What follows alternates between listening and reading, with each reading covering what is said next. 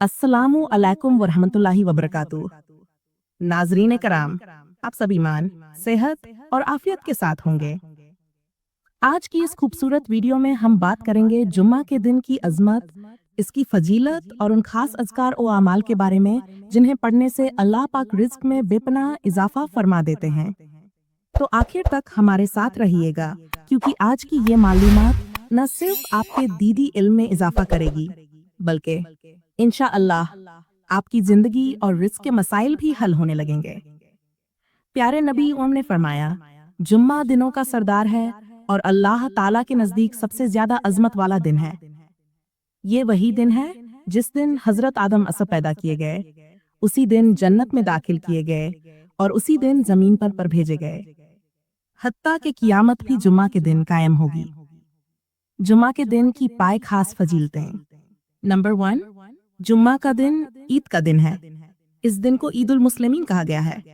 इस दिन गुस्ल करना, खुशबू लगाना, साफ कपड़े पहनना और मस्जिद जाना मुअक्कदा है।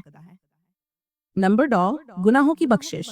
प्यारे नबी सल्लम ने फरमाया, जो शख्स जुम्मा के दिन गुस्ल करे, जल्दी मस्जिद जाए, खुतबा गौर से सुने, खामोशी इख्तियार करे, उसके पिछले जुम्मे से अगले जुम्मे तक के गुनाह माफ कर दिए जाते हैं।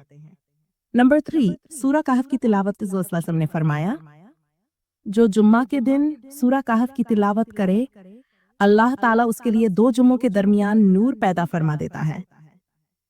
नंबर, दुआओं की कबूलियत का खास वक्त। जुम्मा के दिन एक ऐसा लम्हा होता है जिस वक्त अगर कोई बंदा अल्लाह से कुछ मांगे तो अल्लाह जरूर कबूल फरमाता है। प्यारे नबी सल्लल्लाहु ने फरमाया, जुम्मा के दिन एक घड़ी ऐसी है जिसमें अगर कोई मुसलमान बंदा अल्लाह से कुछ मांगे तो अल्लाह जरूर अता फरमाता है। नंबर 5, दुरूद शरीफ का खास असर। जुम्मा के दिन कसरत से दुरूद पढ़ने का हुक्म है। नबी सल्लल्लाहु अलैहि वसल्लम ने फरमाया, जुम्मा के दिन मुझ पर कसरत से दुरूद पढ़ा करो, क्योंकि तुम्हारा दुरूद मुझ तक पहुंचाया जाता है। अब बात करते हैं उन आमाल और अज़कार की जो जुम्मा के दिन अदा किए जाएं तो इंशाअल्लाह रिज़्क में बरकत और फरावानी अता होती है। नबी सल्लल्लाहु ने फरमाया, जो शख्स हर रात सूरा वाकिया की तिलावत करता है उसे कभी फाका नहीं होगा। अगर ये रोजाना मुमकिन ना हो तो कम अज कम जुम्मा की सुबह या रात सूरा वाकिया जरूर पढ़ें। ये रिज़्क में कुशादगी का मजरब नुस्खा है। जुम्मा के दिन दुरूद पाक की कसरत से पढ़ना दिलों को पाक करता है, और हदीस के मुताबिक जो शख्स मुझ पर एक बार दुरूद पढ़ता है, अल्लाह उस पर 10 रहमतें नाजिल फरमाता है।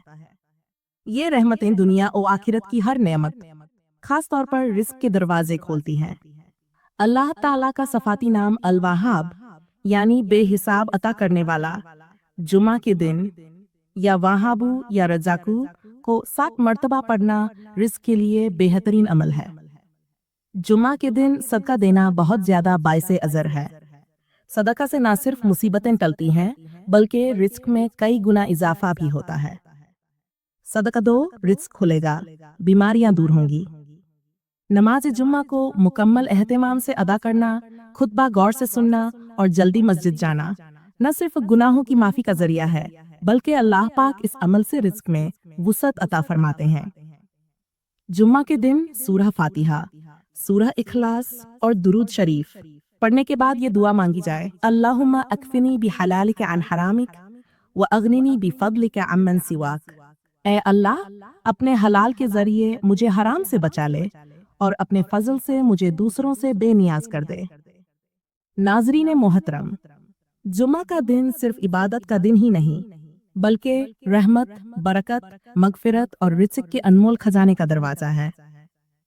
अगर हम इस दिन को सिर्फ दुनियावी मसरूफियात में गुजार दें तो हम दर हकीक एक बहुत बड़ी नेमत से महरूम हो जाते हैं।